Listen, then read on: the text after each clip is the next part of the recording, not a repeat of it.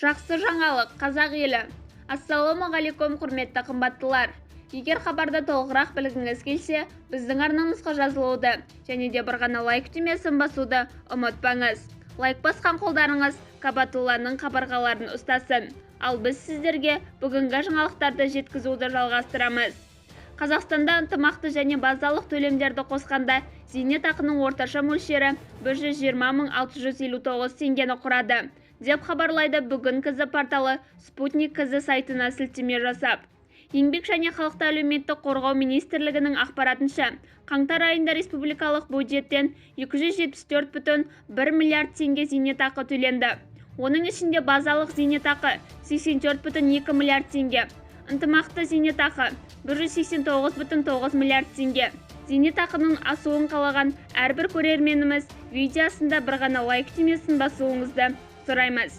Қане көреміз, қанша көрермен зейнетақының асуын қалайды екен. Сау саламат болыңыз.